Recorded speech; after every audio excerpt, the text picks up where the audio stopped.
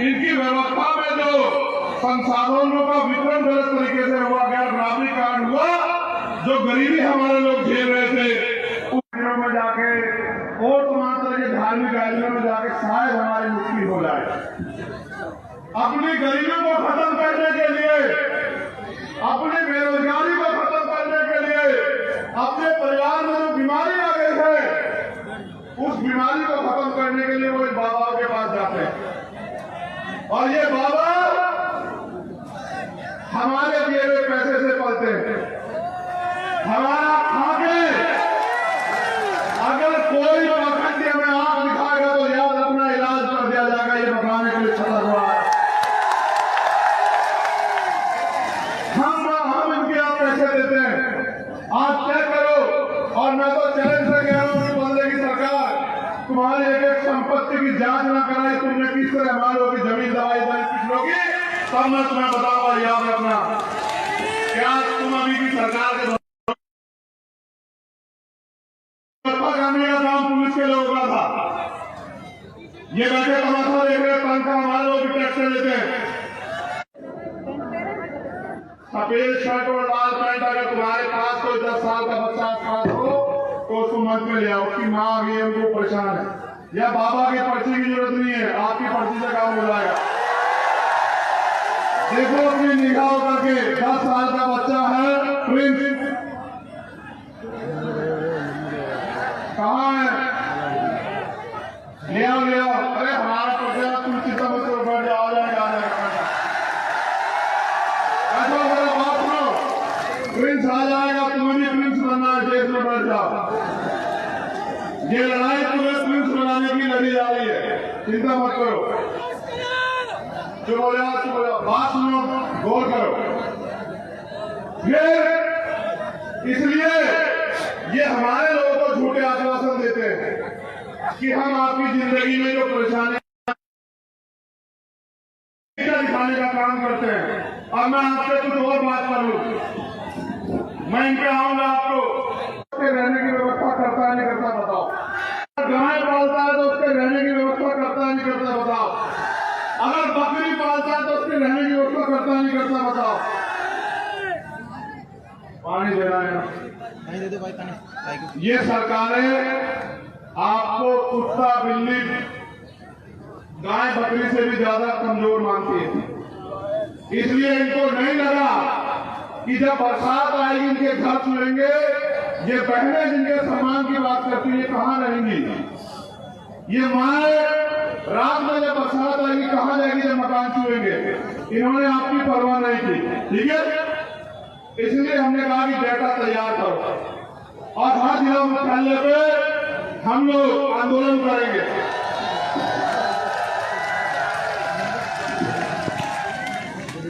और अगर फिर भी सरकार नहीं मानी तो हम मुख्यमंत्री का घेराव करेंगे भोपाल जाके, और मध्य प्रदेश के हर घर को जो कच्चा मकान है उसको पक्का मकान दिला के रहेंगे। ये हमारा वादा। जब मैं आपके अधिकारों की बात करूंगा, ये आपको गुमराह करने की बात करेंगे। फिर पहले डाटा तैयार होने के बाद अगला रास्ता मैं आपको बता रहा हूं, गौर से सुनना।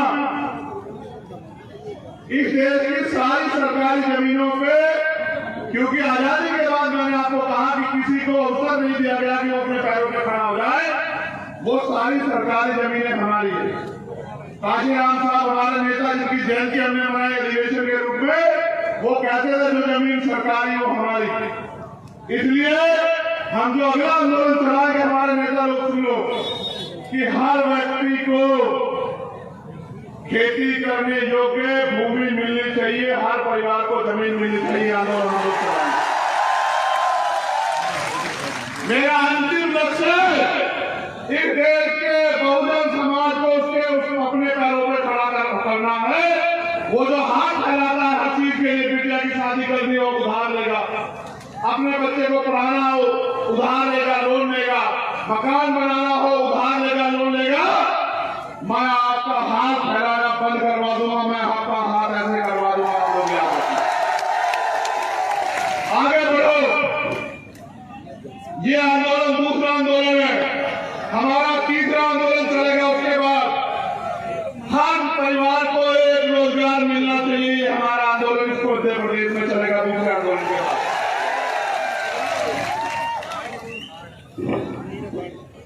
उसके लिए भी हम लोग इसी तरह से सरकार को मजबूर करेंगे।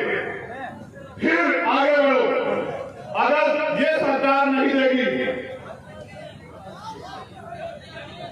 तो मैं आपसे कहना चाहता हूं, मेरे के मकान में रहो या फिर अपने आंदोलन को इतना ताकतवर करो कि यहाँ इस मंच पर बैठे, आपके बीच में बैठे गरीब के, मैं उस दिन कहता हूं कि आपकी तरफ आंख उठाने वाला मध्य प्रदेश में कोई माइका राज पैदा नहीं होगा। मेरा वादा आपको। क्या दोबारा किसी सेना ने कहा कि हम आंदोलन करेंगे आपके अधिकार के खिलाफ? एक बार आपने ताकत दिखाई, एक बार में सबको पता लगा कि इनको मत छेड़ना। एक बार आपने ताकत दिखाई थी 2 अप्रैल को। मैं इस मध्य प्रदेश की भूमि को नमन करता हूँ। ये क्रांतिकारियों की भूमि है। इतिहास गवाह है। बुंदेलखंड हो, ग्वालियर हो, मुरैना हो, डबरा हो, आप लोगों ने 2 अप्रैल का आंदोलन भी अपने खून से सींचने का काम किया। आपका कोई तोड़ नहीं मेरे बहुजन समाज के लोगों। मैं आपसे ये कहने आया हूं, आप ये बताओ पूरी ईमानदारी से, जब भी आपके अधिकारों के खिलाफ आंदोलन इस प्रदेश में हुआ, क्या कोई नेता आपके पक्ष में बोला? अपने सच्चे मन से हाथ उठाए बताओ, बोला या नहीं बोला? नहीं बोला ना। यानी कि अगर आपके अधिकार छीन भी जाएंगे तो नेताओं को फर्क नहीं पड़ता। पहली बात, जब आप मेरे परिवार को अपमानित करता है, डराने का काम करता है, आप बताओ कोई नेता बोला आपके पक्ष में जब तक बीमारी नहीं खड़ी हुई? जो ताकतवर होगा वो अपने बच्चों को ताकतवर करेगा। आप मुझे वोट दोगे, कौन ताकतवर होगा? मैं ताकतवर होगा तो तरक्की किसकी होगी बताओ? ना मुझे यहाँ से विधायक बनना, ना मुझे यहाँ से MP बनना, ना मैं यहाँ मुख्यमंत्री बनना चाहता हूँ। मैं तो आप लोगों को अपने पैरों पे खड़ा करने के लिए यहाँ मध्य प्रदेश में आया। क्या मैं सरकार से आगे हाथ फैला रहा हूँ अपनी किसी मांग के लिए? ना मुझे कोठी चाहिए सरकार से, ना बंगला चाहिए, ना सुरक्षा चाहिए, ना इनका कोई साधन चाहिए, मगर मुझे एक चीज चाहिए। हजारों साल मेरे लोग अपने देश में अन्याय का सामना करते रहे और मेरे रहबर बाबा साहब अम्बेडकर अपने 4 बच्चों को कुर्बानी देके गए। मान्यवर काशीराम साहब ने अपना पूरा जीवन लगा दिया। ये है प्रिंस। प्रिंस को एक एक करके आगे भेजते जाओ। बहुत बहुत और बैठे रहो। देखो पता लगाना किसके पढ़ते में ज्यादा दम है। प्रिंस के लिए रास्ता बना दो। बहुजन समाज के योद्धाओं रास्ता बनाओ। ये आप लोग बैठ जाओ, प्रिंस को आने दो और प्रिंस को अपनी मां को सौंप दो। अब मेरी बात पे गौर करो, समय कम है। गाड़ी पड़ जाओ दिल्ली को। मैंने इनसे कहा भाई जाओ, ओबीसी महासभा के लोगों से कहा भाई जाओ और जाके देखो कि क्या है सही मामला। प्रिंस को भेजो, जल्दी अंदर भेजो, भेज दो, बहुत अच्छे। ऊपर ले लो, यहाँ से ऊपर ले लो। अब आप बैठ जाओ भाई, बैठ जाओ, समय कम है मेरे पास। उनकी मां को फोन दो। बात चुप हो जाओ। 20 मिनट और हिम्मत रखो। तुम्हारी हिम्मत जवाब तो नहीं दे रही है। तो उसे पाखंडी को जाना चाहिए था जेल। उसका दिमाग खराब हो गया था। उसे लगा कि सुन लो पहले कि हम ही सबसे बड़े ताकतवर हैं। उसे लगना भी चाहिए, गलतफहमी किसी को भी हो सकती है। हमारे यहाँ तो कहते हैं कुत्ता पालो, बिल्ली पालो, बकरी पालो, लेकिन गलतफहमी मत पालो। तो उसे गलतफहमी हुई कि वो शराब के नशे में गया और कट्टा पिस्टल जो भी हो वो लहराते हुए उसने हमारे लोगों को अपमान किया, हमारे परिवार को बेइज्जत किया। हमारे लोगों को गालियां दी, हमारी बहन की शादी को डिस्टर्ब किया, उनको धमकाया। हमारे लोगों ने आगे बढ़ के जब मुकाबला किया तो मुकदमा दर्ज हुआ। जब मैंने घोषणा की कि हम आ रहे 17 तारीख में सरकार सुन ले, इन्हें लगा यहाँ के एसपी भी है, भैया मेरी बात को याद रखना एसपी महोदय, जिस दिन सरकार बदलेगी मुख्यमंत्री नहीं बदलेगा। कानून के डंडे में बहुत ताकत है, कभी हमारी कभी तुम्हारी, याद रखना। मेरे लोग भी तुम्हारी इस चोट का जवाब वोट से देंगे, याद रखना। गौर करो मेरे नौजवान सिपाहियों, मेरे योद्धाओं, उनको पता था कि जब चंद्रशेखर आके लड़ेगा तो वो कहेगा 360 में पर्चा दर्ज क्यों नहीं किया। मैं वकील हूं, वो पूछेगा कि दफा 25 का मुकदमा क्यों नहीं लगाया, वो फैसला लेके घूम रहा था। बाबा जी ने हमारे परिवार को बुलाया, डरा, परिवार भी डर गया, क्योंकि बहुत ताकतवर व्यक्ति है। मुख्यमंत्री उनके यहाँ बैठे रहते हैं, आईजी डीआईजी एसपी उनके यहाँ बैठे रहते हैं, उनको लगा इनके सामने कौन लड़ेगा। लेकिन जैसे ही ये नीले पट्टे वाले पीले पट्टे वाले उनके पास पहुंचे, फिर उसने कहा कि नहीं, टोप नहीं कट्टा था। फिर उसने कहा कि भाई इस पाखंडी को जेल में होना चाहिए। इन्होंने जानबूझ के, इससे पहले मैं आ जाऊं और मैं 360 और दफा 25 ऐड कराऊं और फिर उसको बेल नहीं मिलेगी, इन्होंने संविधान से डर के उसको गिरफ्तार कराया और फिर उसको न्यायपालिका में हस्तक्षेप करके उसको बेल दिलवा दी। और लोग कहते हैं कि एससी एसटी का मुकदमा, कहा था एससी एसटी का मुकदमा, उसको तो बेल मिल गई। एक आदमी पूरे समुदाय का अपमान करे, ये चाचा खड़े हैं उनके, एक आदमी पूरे समुदाय को गाली दे, मेरे हाथ बांध रखे संविधान में, याद रखना।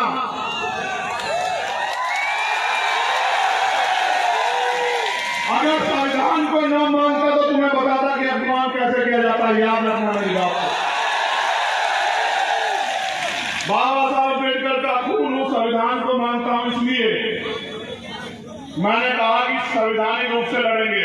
लेकिन आपने देखा कि जब आपके पास राजनीतिक ताकत नहीं है तो किस तरह से आपका अपमान करने वाला व्यक्ति भी घर में आराम से जाकर सोता है। देखा है नहीं देखा? और जो निर्दोष था मेरा भाई आईडी प्रजापति, उसके 1000 पुलिस वाले, वो बता रहा है कि मेरा इनकाउंटर, याद रखना आईडी प्रजापति, तुम्हारी तरफ चलने वाली हर गोली के सामने चंद्रशेखर आजाद था, याद रखना। और मैं आपसे भी कह रहा हूं, शासन प्रशासन के लोगों, गुंडों पे कार्रवाई करो, हम नहीं आपको बोलेंगे। अपराधियों पे कार्रवाई करो, हम नहीं बोलेंगे। बहन बेटी के अपमान करने वाले पे कार्रवाई करो, हम आपके साथ खड़े हैं।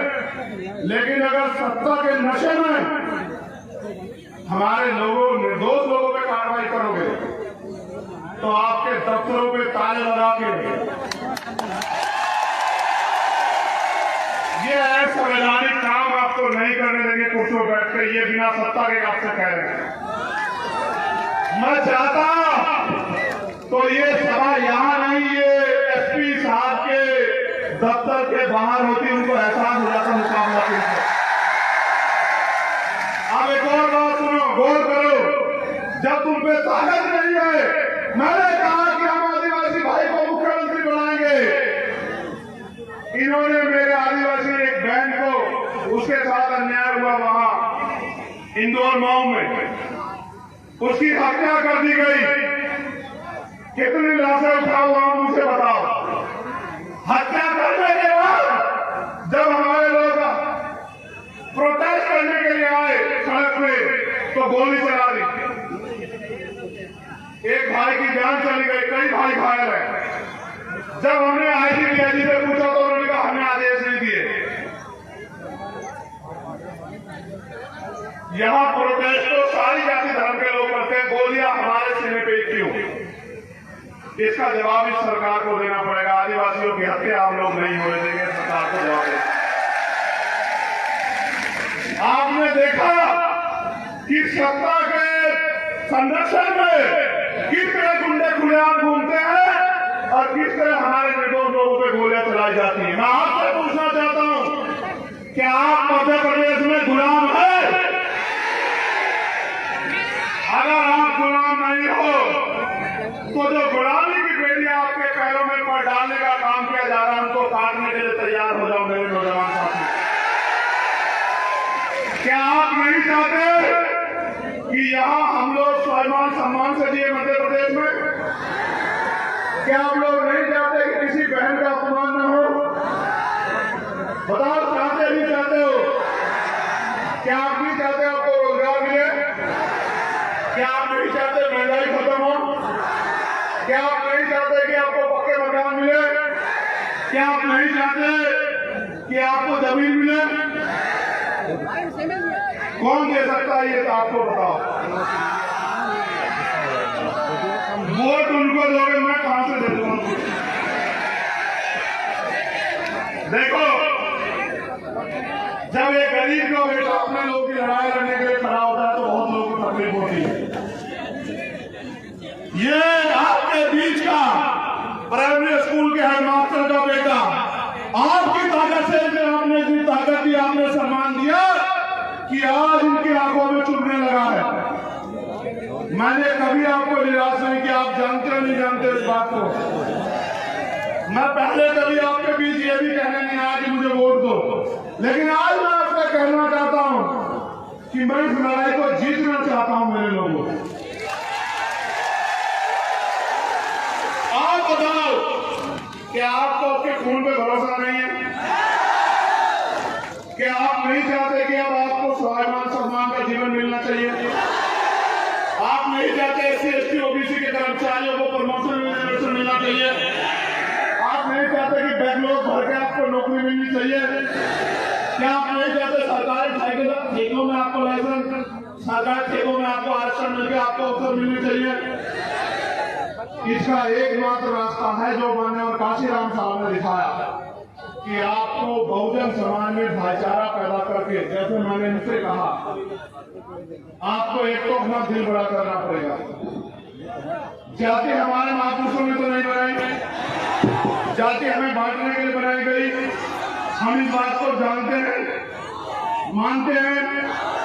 तो हमें दलित पिछड़े जो 6,745 जातियों बटे हुए हैं, आदिवासी और धार्मिक अल्पसंख्यक, उनके हाथ पकड़ने पड़ेंगे। और ये हमारी एकता को रोकने के लिए हमें लड़ाने का काम करेंगे, घटनाएं कराएंगे। ये मेरी ताकत को कम करने के लिए, आपके भविष्य को कमजोर करने के लिए लड़ाने का काम करोगे। मैं आपसे पूछना चाहता हूं, मेरे कौम के लोगों, आपस में लड़ोगे तो नहीं? दोनों हाथ उठा के बताओ, एक से नहीं मांगना, लड़ोगे तो नहीं आपस में? चलो एक बार और बैठो। अगर इन ओबीसी वर्ग के मेरे भाइयों पे आंच आएगी तो इनका साथ दोगे? अगर मुस्लिम भाइयों पे आंच आएगी इनका साथ दोगे? अगर जैन सिख बौद्ध ईसाई पे आंच आएगी, पारसी लोग का साथ दोगे? अगर देश की किसी भी महिला पे, किसी भी जाति धर्म की हो अन्याय होगा, उसकी लड़ाई लड़ोगे? ये तुम्हें मानवता है, तुम्हें मानवता है। तुम सबका सम्मान करते, लेकिन याद करो, हाथरस में जब हमारी बहन को जलाया गया, जिनकी सरकार यहाँ है उनकी सरकार वहां थी, और फिर उसमें न्याय के लिए उन्होंने किस तरह का हस्तक्षेप किया आपने देखा? क्या आप इन्हें माफ कर दोगे? क्या आप इनको आजादी दोगे कि अगले 5 साल एमएलओ की खून से होली खेले? क्या आप इनको आजादी दोगे कि मेरी माँ बहनों को बेइज्जत करे, उनका शोषण करे, उनको मारने की आजादी दोगे? अगर आजादी नहीं दोगे तो आजादी लेने का काम करो मेरे लोगों। आपको आजादी इस मुल्क में तभी मिलेगी जब इस देश की, इस प्रदेश की राज सत्ता आपके हाथ में आए। वोट डालना है तो राज किसका होना चाहिए बताओ? जब वोट आता है तो राज किसका होना चाहिए बताओ?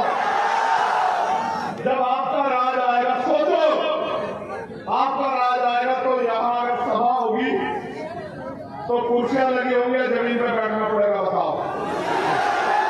देखो मैं धन्यवाद देता हूं यहाँ के कार्यकर्ता का, दोनों हाथ जोड़ के धन्यवाद देता हूं।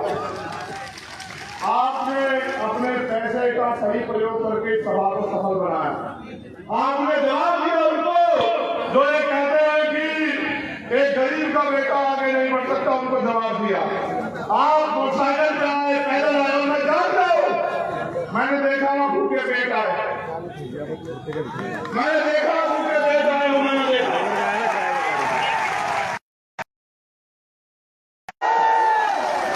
एक कहावत है पंजाब में, सुनोगे? सुनाओ क्या फायदा? पहले उसको समझाने के इतने सारे दूध का क्या मतलब, क्या फायदा अगर कचड़े को, भैंस के बच्चे को चूमने को ना मिले, उसका पेट ना भरे। इस आपकी वोट का क्या फायदा होगा अगर आपकी सरकार, आपकी सत्ता में आया? आप बताओ। वोट आपकी सरकार उनकी नहीं चले तो मेरे लोगों, वो आपकी बदन से खाल भी चलेंगे। वो ये क्या करेंगे बताओ? वो कल आएंगे आपके मकानों पे कागज लेके कि खाली करो, खाली करो, ये जमीन सरकार की, बुलडोजर चलेगा। उनका बुलडोजर वो भी जवाब देंगे। लेकिन आप पे मौका आ गया, आप यहाँ आए हो तो यहाँ से प्रण लेके जाना मेरे साथियों कि इस बार किसी भी कीमत पे हम अपने भाईचारे को टूटने नहीं देंगे और अपने भाई को यहाँ से छतरपुर की धरती से ताकत देके भेजोगे। ये वादा करना पड़ेगा। क्या तो मुझे कहो कि कोई और परीक्षा बाकी है चंद्रशेखर आजाद, वो परीक्षा दो, क्या तो मुझसे परीक्षा लो या फिर मेरा साथ दो। मेरा साथ दोगे तो आजादी मिलेगी, अवसर मिलेंगे, स्वाभिमान सम्मान का जीवन मिलेगा, मालिक बनोगे। और मेरा साथ नहीं दोगे तो रोज अखबार पढ़ोगे तो यही मिलेगा, रोज खून के आंसू रोगे। निकलो गांव में, मीटिंग करो, जाओ, मेरी बहनों को, माओ को बताओ कि अब उनके बच्चे, उनका खून मैदान में है, अब उनके सम्मान के साथ समझौता नहीं होने देंगे। आपको आज नहीं तो कल फैसला लेना कि आप यहाँ गुलामों की तरह जियोगे या मालिक की तरह जियोगे, ये फैसला आपको लेना। मैं धन्यवाद देता हूँ हमारे एक एक कार्यकर्ता, नेता, साथी और समाज सेविकों, अपनी बहनों को स्पेशली। देखो बहनों को एक बार नहीं कहना पड़ा ना कि बैठ जाओ, ये है मातृशक्ति का बल, उसका धैर्य, उसका समर्पण। इन मातृशक्ति को आपको जाके समझाना पड़ेगा कि अंधविश्वास, पाखंडवाद से बाहर निकल के बाबा साहब अम्बेडकर की मूवमेंट की तरफ चलो, फूले साहब की मूवमेंट की तरफ चलो। अगर बनना है तो बनो मां वंशिका बाई लोधी, बनना है तो बनो मां झलकारी बाई, बनना है तो बनो मां कन्ना भाई, बनना है तो बनो मां रमा बाई, बनना है तो बनो मां सावित्री बाई, बनना है तो बनो मां फातिमा सईद, और अगर बनना है तो बनो पूरन देवी। इतिहास आपको आपके गौरव से याद रखे। मैं अपनी बहनों से कहना चाहता हूं, एक कदम की दूरी है गुलामी की बेड़िया काटने में। इस बार पैसे वालों के चक्कर में मत पड़ना, अपने खून का साथ देना, मुझे इस लड़ाई को लड़ने की ताकत देना। मैं पूरी जिम्मेदारी से कह रहा हूं इस मंच पे, आपकी तरफ हर उठने वाली है रात को चंद्रशेखर आजाद के गर्दन काट के जाना पड़ेगा, उससे पहले मुकाबला नहीं होगा। यहाँ जो स्थापित दल हैं उनके नेता आपसे आगे क्या कहेंगे? वो आपके रिश्तेदार भी होंगे, क्या कहेंगे? चंद्रशेखर आजाद को छोड़ो। अगर आपको लगे कि चंद्रशेखर आजाद आपका अपना नहीं तो छोड़ देना, मैं बिल्कुल कह रहा हूं। और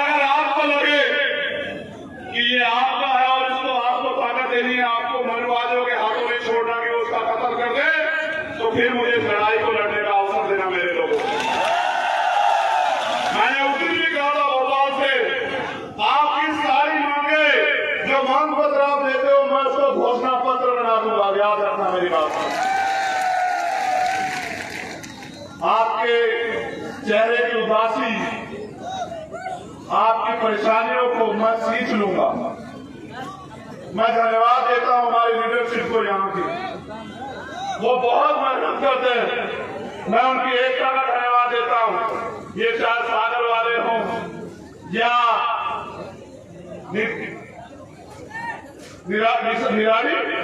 निवाड़ी वाले हों या ये इंदौर, मुरैना, भोपाल वाले हों, ग्वालियर वाले हों, छतरपुर वाले हों, विदिशा वाले हों, पूरे मध्य प्रदेश के लोगों को कह रहा हूं, मैंने भी अगर सबसे ज्यादा प्यार और विश्वास के साथ लोग मध्य प्रदेश में पाया। इस प्यार और विश्वास को ऐसे मुद्दे काम के राजनीतिक शक्ति में बदल दो मेरे लोगों। फिर देखना कि बाबा साहब अम्बेडकर का सपना क्यों पूरा नहीं होता है जेल में, माननीय काशीराम साहब का सपना क्यों पूरा नहीं होता है जेल में। आओ हाथ पकड़ लो एक दूसरे के, ऐसे हाथ पकड़ लो एक दूसरे के, अपनी जगहों पे ऐसे खड़े हो जाओ हाथ पकड़ के और वादा करो कि तुम्हारी एकता को कोई नहीं तोड़ सकता।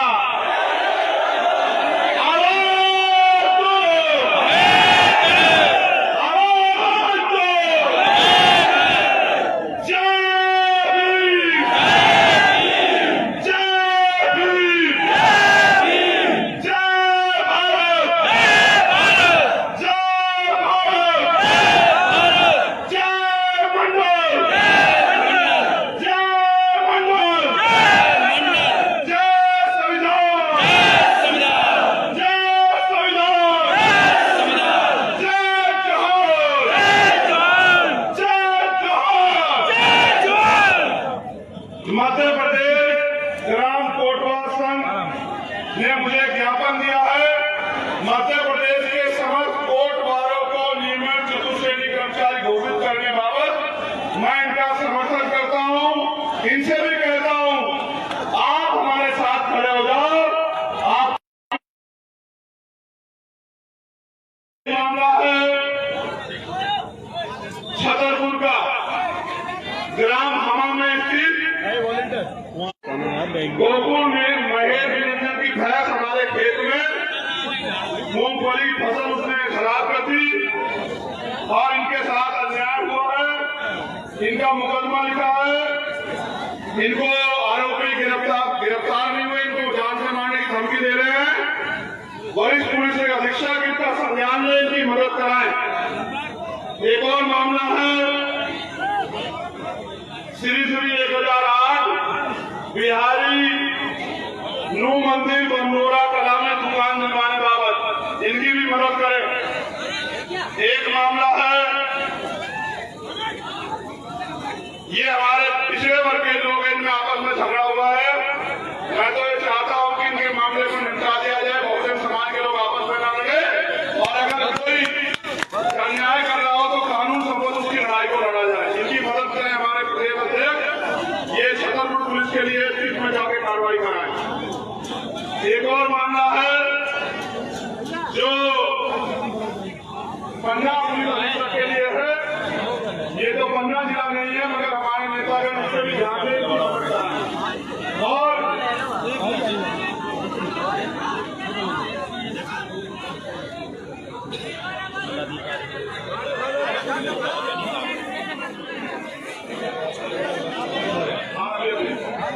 एक और बात गौर करो,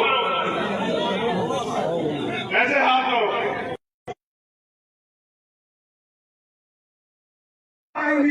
जब बनाना चैन ठीक है, यही मत बोलो। अब हम दो संकल्प लेंगे।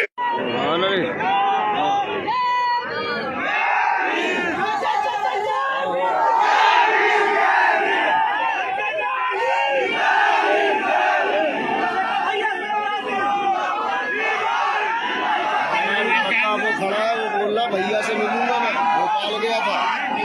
ये ऐसे लोगों से मिलने नहीं देते हैं। वो भोपाल इतना अच्छे के बोले भाई साहब से मिलना, भोपाल तक गया जितने यहाँ आया।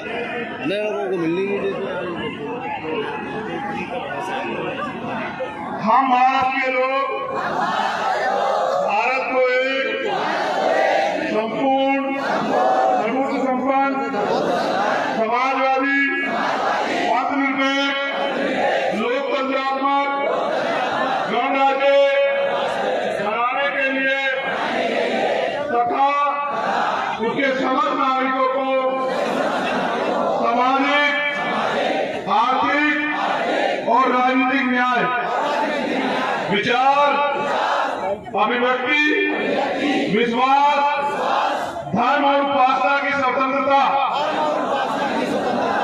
प्रतिष्ठा और अवसर की क्षमता प्राप्त कराने के लिए तथा उन सब में व्यक्ति की गरिमा और राष्ट्र की एकता और अखंडता सुनिश्चित करने वाली बंधुता बढ़ाने के लिए दृढ़ संकल्प होकर आज का दिन हमारा है, यहाँ 17 तारीख को संकल्प लेते हैं कि हम भारतीय संविधान को सुरक्षित रखेंगे और उसको पूर्ण रूप से लागू कराएंगे। एक और संकल्प करो, अगर आप मुझसे विश्वास करते हो, मेरे अंदर मुझसे प्यार करते हो,